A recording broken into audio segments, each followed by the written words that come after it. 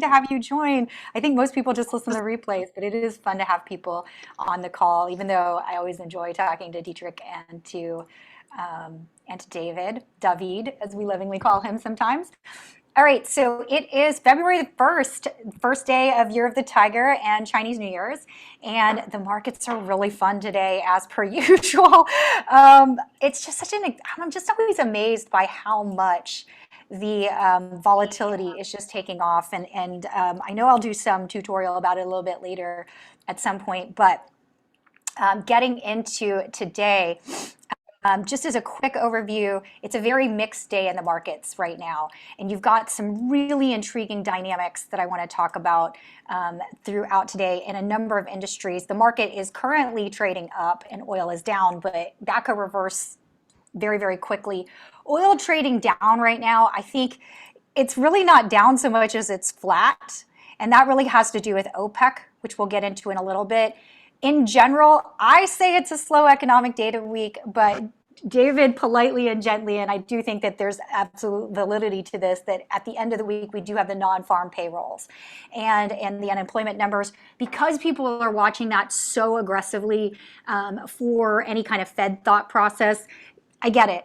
It's going to potentially create volatility in here. Personally, I think they're missing the point, because I do think that most of the issues that are happening in the fixed income market have to do with foreign countries purchasing U.S. debt, U.S. dollar denominated debt, because they have concerns on their own economic situation. I'm going to go through that a little bit.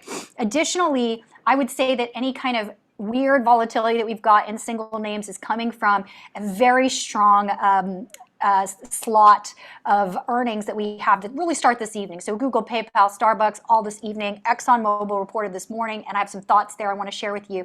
And then you've got Facebook, Ford. I should have put GM on there, and Amazon. All of those are going to move this market pretty aggressively. And I think it's like having a slate of shows for Netflix or something. There's just so much going on. Now, I pulled this off of market, ticker MKTX and MSCI's earnings report, because I really want you guys to understand that depending on who you're talking to right now in this particular moment, whether you're looking on television and watching CNBC or something else, the view of the marketplace can be very different. So MarketX is a fixed income data provider, and they're usually great when the bond markets are going crazy, because if you can imagine, when that asset class is in vogue, there's all this demand to do algorithmic trading, and also they do make money off of just commissions that are put through their systems. It's a company, if I was to say it in a nutshell, they benefit when fixed income is doing well, and they absolutely coughed up the quarter like a cat with a hairball, okay? Down 28% in net income when I've got companies that are doing the exact opposite. This is not an interesting place to be right this minute in fixed income, but it might be why sometimes when you talk to bond guys, they think that the entire earth is coming to end of days. It really is not as good in fixed income. In contrast, MSCI, they sell equity, primarily equity data.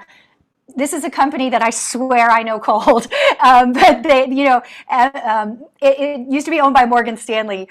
So this is actually a former employer for me. So I definitely know their stuff. And although they pretend like they do other stuff, maybe yes, kind of, but really the major thing they do is equities. And you can see you have 23% top line growth, 24% EBITDA, 24% net income. The equities markets are continuing to be very strong relative to fixed income markets, and I think there's a number of reasons for that. Some of it is in fixed income. It's very weird at 0% interest rates to want to trade that aggressively. That's the first thing. Second thing is that the equity markets really are the net beneficiary of inflation, period. Equity prices go up just the way housing prices go up in an inflationary environment, provided you don't have the bottom fall out because we have crazy economic policy happening. That's part of the reason why there's a preference for this asset class, and it's kind of a basic 101 thing that doesn't get talked about very often, so you almost have to be a little bit older to remember that that was something that was readily taught in textbooks back in the day.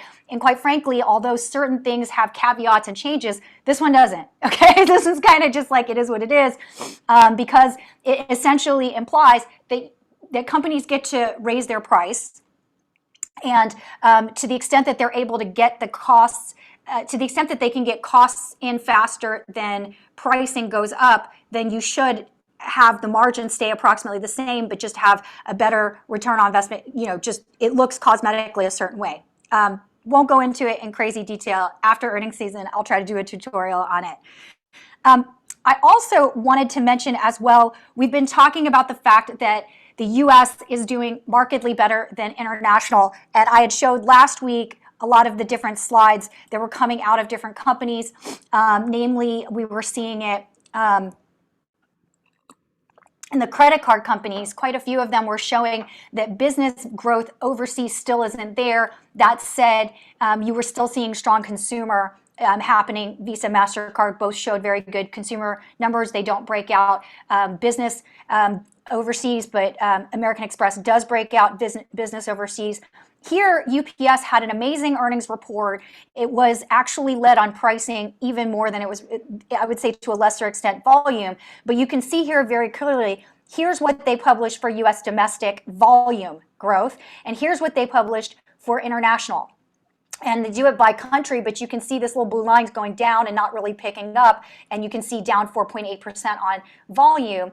And they're trying to spin it like up 17% if we compare it to 2000.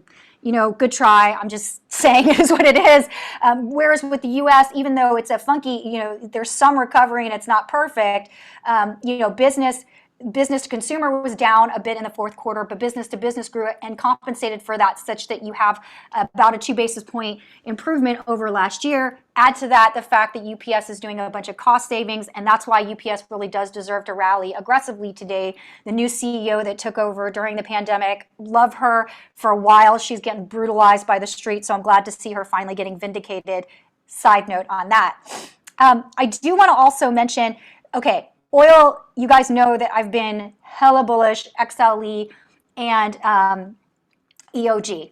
And today I'm actually modifying my thought process there ever so slightly, but I'm still very bullish EOG. XLE, I think that there are now, it's now better to go into individual names, given that enough companies have reported earnings where I feel a little more confidence into where I'd like to put people. But tomorrow's meeting is OPEC plus Russia. Russia is not a part of OPEC, just FYI. Please keep that in mind. OPEC is 40% of the world's oil supply. These are the countries that are in OPEC. Notice China, major oil producer, not OPEC. US, major oil producer, not OPEC. Okay, so it's really these countries. And, it's kind of like rolling the dice if you want to guess what OPEC's doing, unless you have like a family member that knows the royal Saudi family or something like that. Do you know what I mean? So just kind of keep that in mind. As a result, you are going to get volatility. I find it fascinating, though, that the entire energy complex is trading up. It's likely because of ExxonMobil's very amazing earnings report. We'll get to that in just a bit. And then finally, BITO also finally trading up. You know that I'm going to accumulate on that because right now, this reserve currency issue continues to be a real thing. And as long as you have China, Europe, yen, and sterling all at risk, the demand for something else as a currency to reserve in your treasury, if you're a nation, still, I think Bitcoin would be a legitimate choice for you to take a look at. So I think that whenever it gets cracked like this, there's always interesting places. This is a buy and hold, though. This is not trading BITO. This is owning it in like an IRA account where you don't have to pay taxes on it, and then just allowing it to be an asset that you then deliver to your children at some point. But BITO as an ETF, to me, a preferred way to own it. Although if you own it outright, it's not a preferred way to own it, because I have great respect for Hope as well, and I think he's totally right in the way that he's thinking about it. It's more that if you don't want to have a Coinbase, you don't want to figure out, there's a simplicity to it. Either way, it's probably something where in this market weakness where it got puked out with all other momentum stocks, an interesting time to take a look at it. Now, in energy, one of the reasons that I liked ExxonMobil, one of the reasons that I liked the XLE so much was because it was giving you like a 3 and change percent, 350 basis point, I think, dividend yield at the first point at which I was recommending it. And it's moved over 10% since we first started talking about it a few weeks back. I've subsequently suggested that these 3 pipelines are great places to just set it and forget it, giving over a 6% dividend yield. There's no risk whatsoever to their ability to pay that dividend, and if anything, they're going into amazing operating environments for themselves, such that just if you're worried about yield, which a lot of the world is worried that they can't get their 3.5%, lots of dynamics as to why 2.5% and 3.5% yield is a real thing that people that are looking for income need. Just based on where the long end is trading, these things should be a double. I'm not saying they're a double, but I am saying that if you need a nice, happy 6% dividend yield, there's nothing wrong with these 3 companies. Have a look.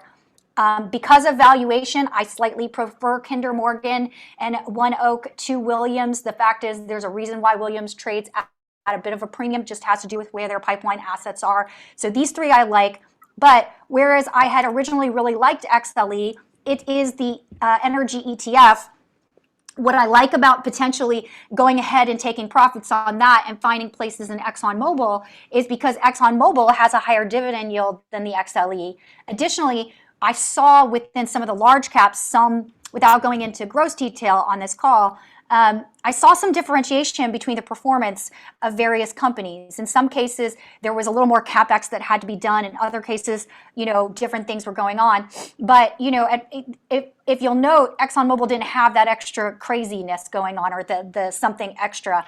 And so there's no risk to this dividend at this point, whereas there would have been last year at $30 oil. You can see, if you comp it to 2020, it looks ridiculous because we had $30 oil, but you've got like almost a doubling in the fourth quarter and, 300% higher, 400% higher.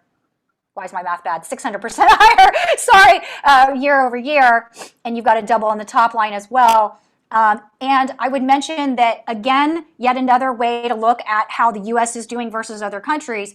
The swing back in the U.S. from negative 16.8 on volume to like this number, like it's pretty aggressive how much the U.S. has recovered over the rest of the world. So I just want to realize that, you know what, I need a few more notes on that to make sense of it for you guys, but I'll show it again next time.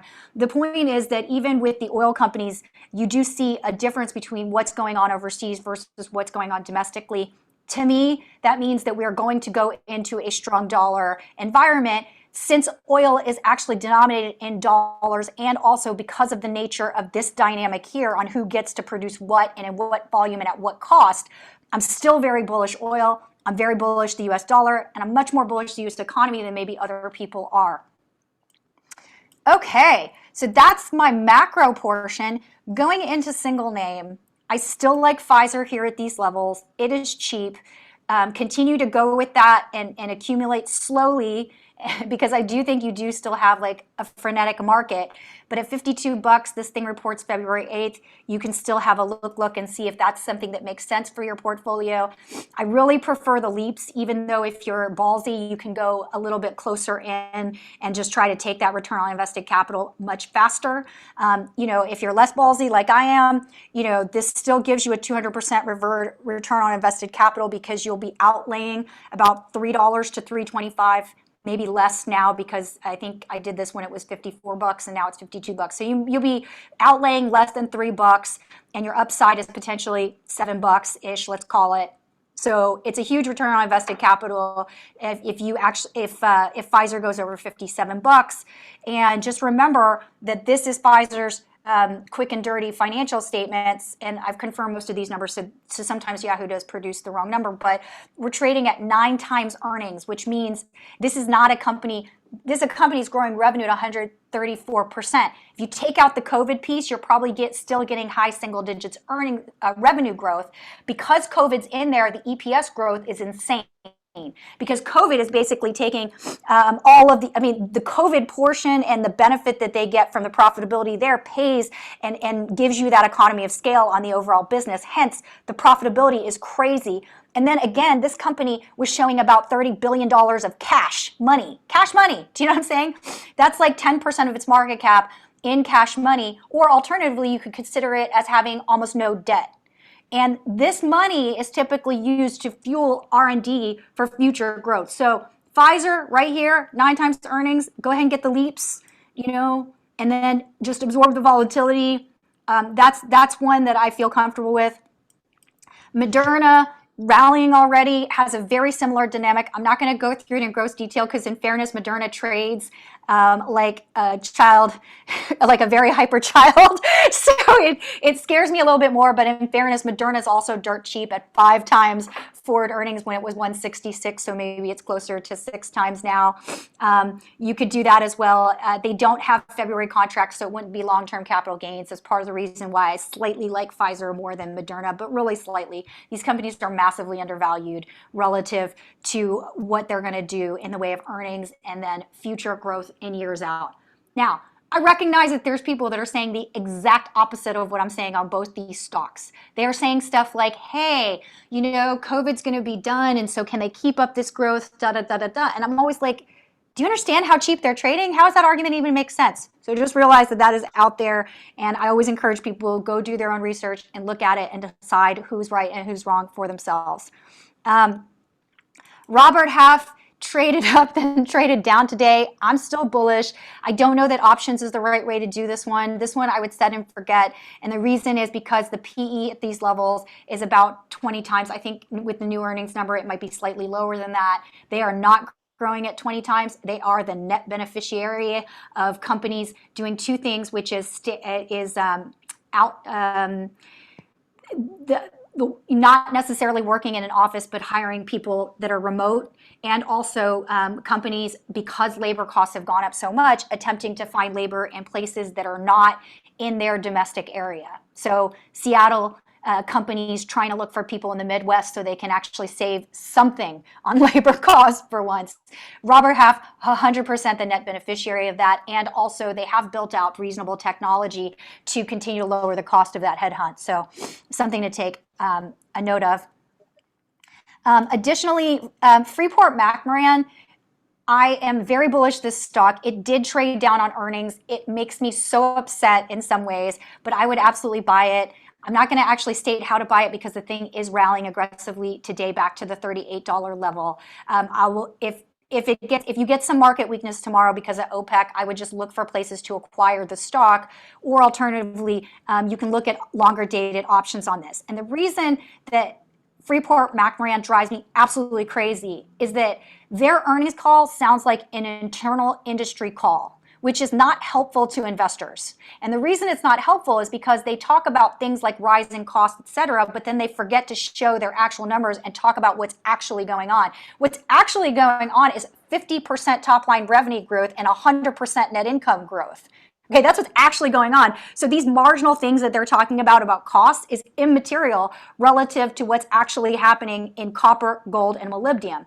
Now, moly, there's lots of reserves everywhere, but at the same time, you still got to open up a mine and pull it out. And most of our moly is underneath Indian reservations, so we're not going to be doing that in the U.S., even though Freeport-McMoRan does actually have a place that they do that here in the U.S. for all 3 of these. But the things that are like probably the most relevant, they never make it to the slides and they never make it to the release, is that FCX is the low-cost producer for copper and gold. And they're the low-cost producer because they have already open, proven, reserved, and are mining out of Indonesia, which absolutely gives you a lower energy cost. Mining is very energy intensive. So as oil prices increase, these 3 things have to increase as well in price, and you are seeing that.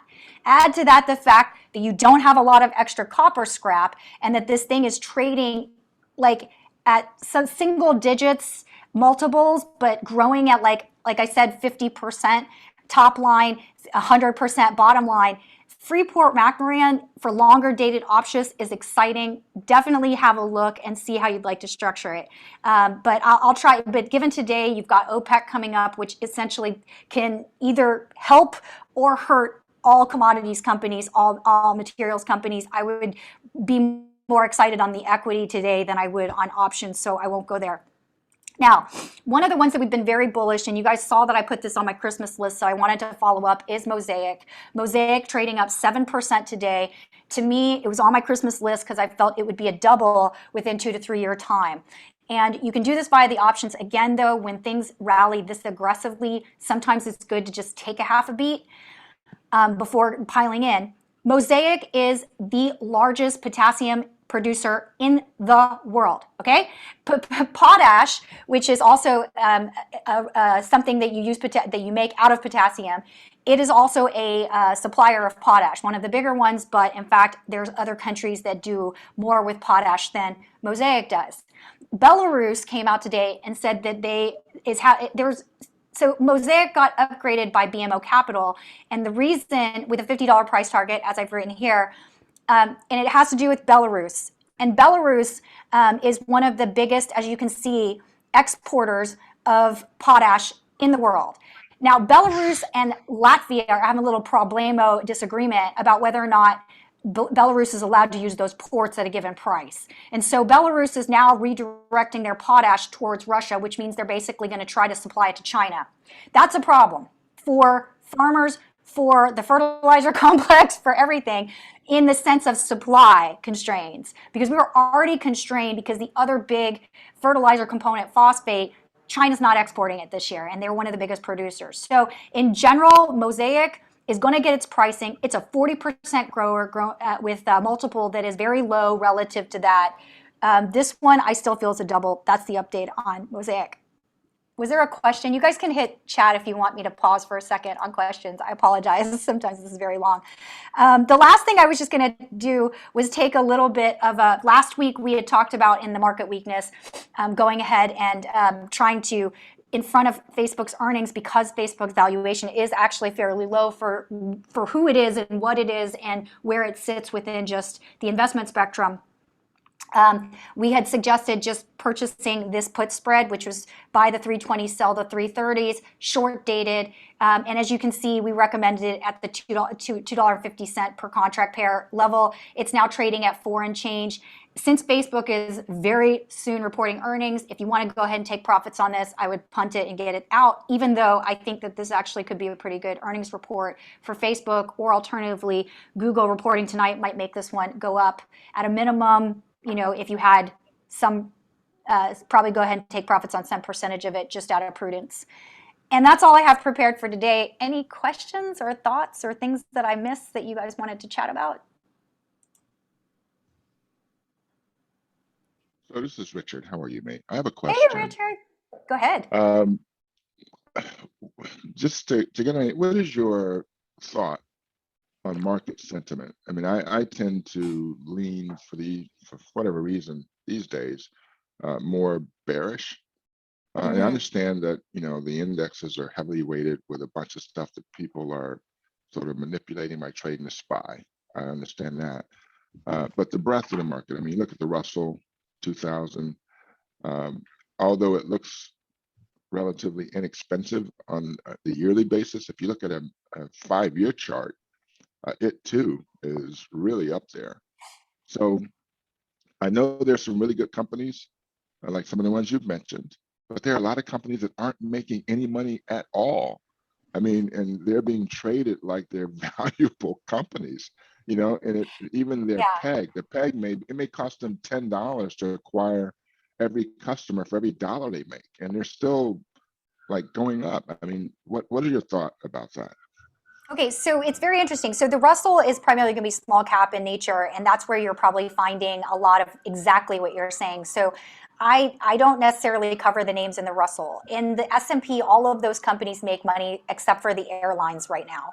The airlines questionably make money, but the rest do. And it really depends company by company whether it's valued correctly or incorrectly. Like, for example, Stanley Works reported earnings this morning. Effing disaster. You know what I mean? Like they legitimately can't seem to get their supply chain under control, and they just aren't selling tools in all of the developed market countries. But Stanley Works is a big nothing in the S&P 500 in retrospect.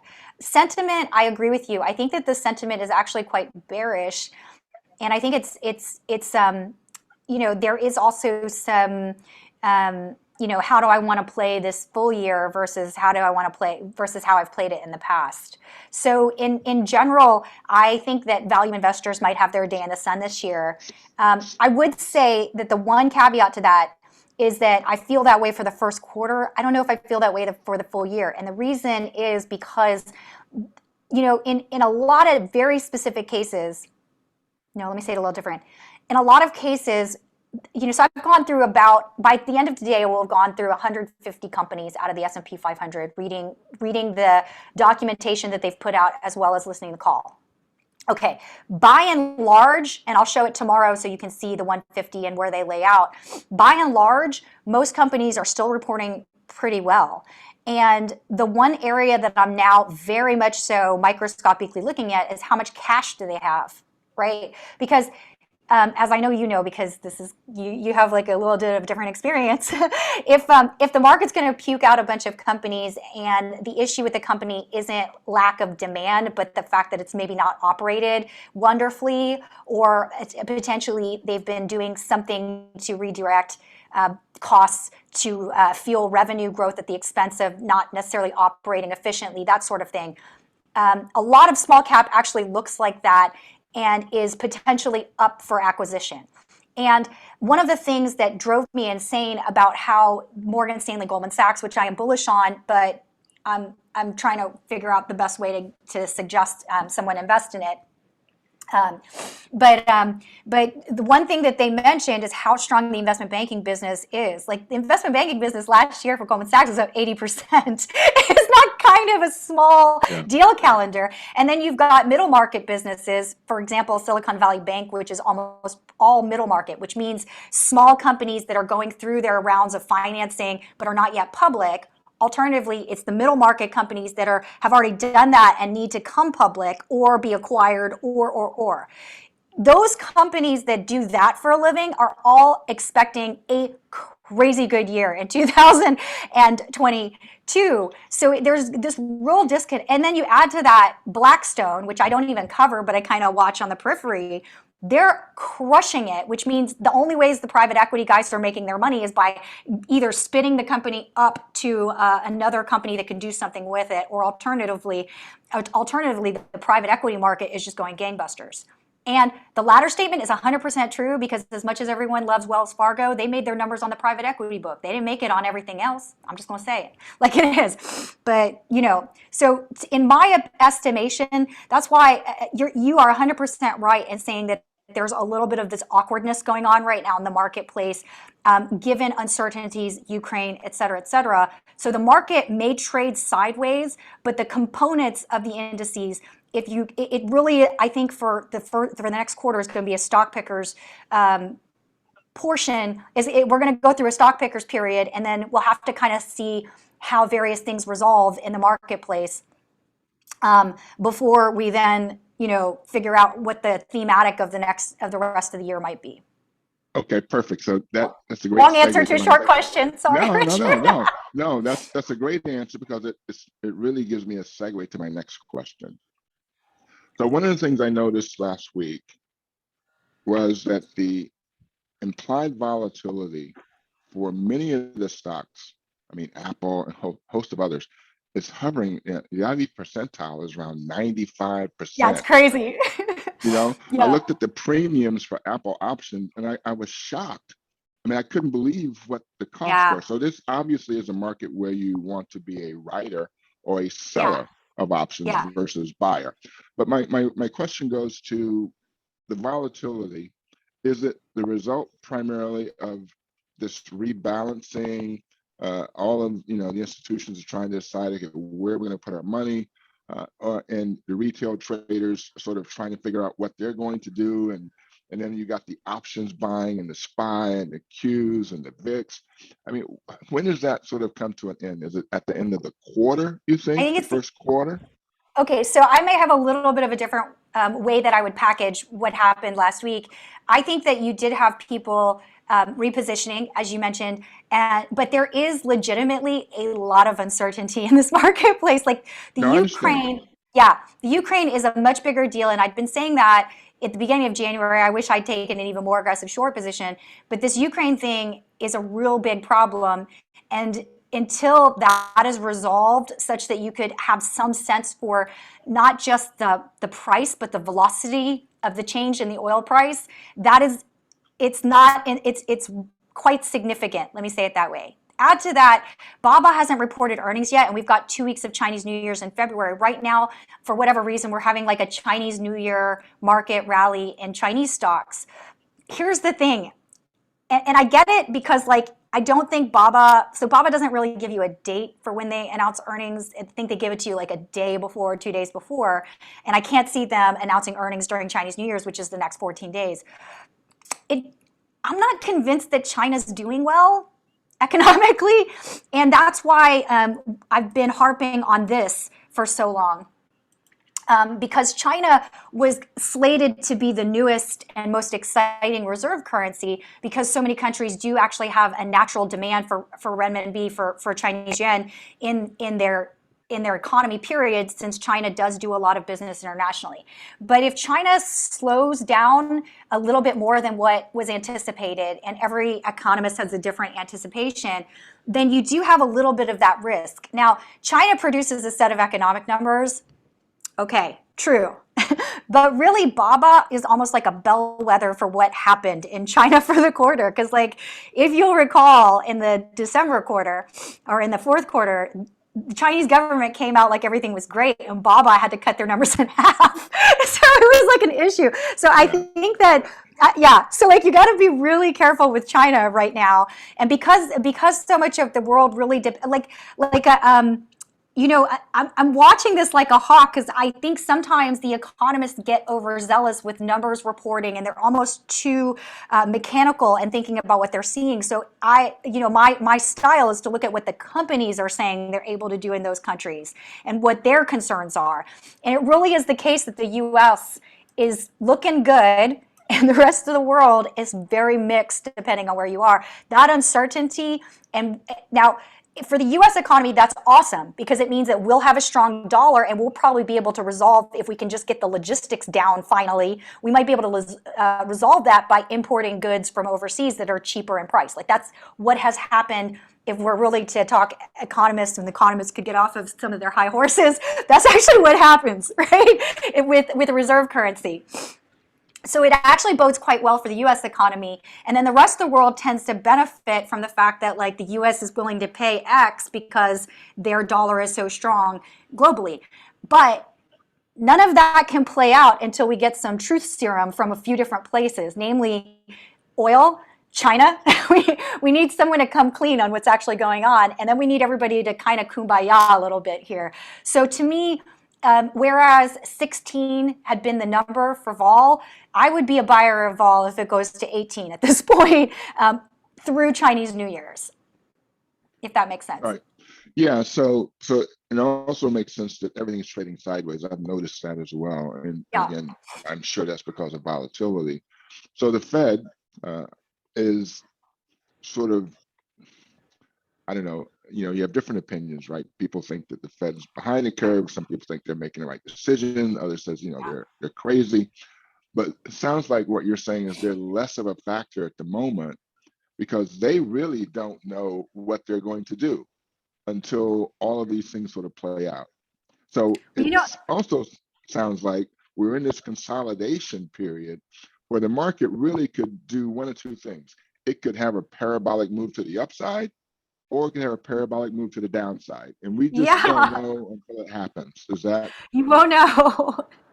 Yeah, that's why I think value investors are like grinning and just trying to take their positions very slowly, because the timing of that will actually also give certain companies a little bit of time to continue to just do their thing as business owners, and business operators. But yes, 100%, that is how I'm seeing it. And I love the way you articulated it. I don't think I could have done it tighter myself. Additionally, I think that, the Fed has said more than once, because the information about other countries purchasing our debt on the long end doesn't come from Mei Ling. It comes from it actually comes from the Fed. He said it, and I'd never heard him say it before. in the December meeting, and then he reiterated it in this last meeting and cited it as the reason why they were going to they're going to discontinue the purchase of bond assets. The problem is they were doing a parallel shift downward of rates to allow companies, because if you're really talking about the 5-year rates, et cetera, to allow companies to refi and have that kind of flexibility on the long end. Remember, raising the interest rates like outright, that only affects the short end. It does not affect the long end, and has the potentiality to actually invert the curve, which is disaster, not just for us, by the way, it's disaster for the entire world if what I'm saying in the dynamic is actually true, right? So it'll hurt us a little bit, but it will actually shock other countries that are either pegged to us but don't have the same economic situation going on, or any number of things. So it's not great. So yeah, the long end of the curve is something that he has mentioned in the FOMC minutes in a number of different ways, that they are watching very aggressively. With the cessation of purchasing debt on the long end, I think the FOMC is really watching to see if it rises. It has been rising a little bit, baby steps upwards and upwards, because these things don't happen overnight in the fixed income market. If it steepens, then I could see the front end 25 basis points, it's fine. I find it very interesting that I think, even though, I have a lot of respect for all of these fixed income folks that do this work, and I feel like their reports are much longer than the headline that comes out, 5 to 7 rate increases over the course of the year. I can't see the Fed doing that if the back end doesn't raise up, because they will necessarily not just clobber us, but half the global economy. Yeah. Yeah. So one final question, and you don't have to answer this if it's out of the realm of your understanding, but there appears to be a lot of market manipulation happening. And I watch some of the news shows. I try not to listen to their opinions. I try to listen for the news, which is less and less these days. It's more opinion than others. There's recently been created this Jim Cramer inverse Twitter app, which says, so mean. And I hope no one ever does that to me, but I should be so lucky, I guess. And it's really amazing, because they basically cite some of Kramer's recommendations, and then they show the results, which are completely opposite. And nobody's going to get it right? I mean, no. But I mean, do you think that the market makers and all these guys who are sort of setting the price, and the news that comes out, which seems to be, just so perfectly timed, how much of that is a factor in driving this volatility? Without getting into the individuals I don't. Yeah, so it's really tough on the meme stocks. That's all momentum trading, and momentum trading is definitely not my style. I have some thought process on what the company's doing. I'm willing to absorb some volatility. If I think the volatility is aggressive, I'll structure it in the options market a particular way. But momentum is not classically my style of investing. What I would say is part of the reason why it's not my style of investing is because the algo trader, see, a lot of times people are like, oh, it's the retail investor that's doing it. And I would say yes, and because they are now like over 50%. Yeah. The algo traders and the movement to passive investing is probably more at fault, because a passive money manager is just a retail investor with steroids. And so much money has gone into that segment. I would say that, David has more gray hairs than I do by a lot. No offense, David. Okay, by a little bit. But I mean, these moves are the moves in the market are more aggressive than they used to be. Let's just call it what it is on single name. So I agree with you on that for sure. Yeah. So I've identified a way to actually identify these algo traders and when they are going to kind of kick in based on things that I've come up with. But what's really interesting is you look at, I'm going to throw out a name, and you could call it a meme stock, I guess, Lucid. What was really interesting is Lucid had 1.2 billion shares that came out of lockup. And then the price climbed like, I don't know, 10, 15%. I'm thinking, what is wrong here? Well, it corrected, obviously. So now it's correcting, but that made no sense whatsoever. No sense at all. So weird. And then you do have more people that are playing market mechanics. Like it was rare that you would have, like 10 years ago, it was very rare that you had people that were primarily playing market mechanics. And now you do actually have a lot of people playing market mechanics. And what I find that's very interesting about that is that, so for example, a lot of folks watch short interest. Everybody always Yeah, watched short interest in the past, but short interest, failed to delivers, all of these different things were less relevant in the past because fewer people either shorted stock outright or played puts or purchased puts for protect. Like the major use case of puts was for protection against something that you were concerned with. Now the major use case of puts is for your average Joe to be allowed to short. And yeah, so what people forget is that when you buy that put or when you buy a call, there is someone on the other side that has to hedge out the risk associated with it. And when that dynamic goes a certain way, you can have just exactly what you described as the market dynamic. So it can get a little bit crazy.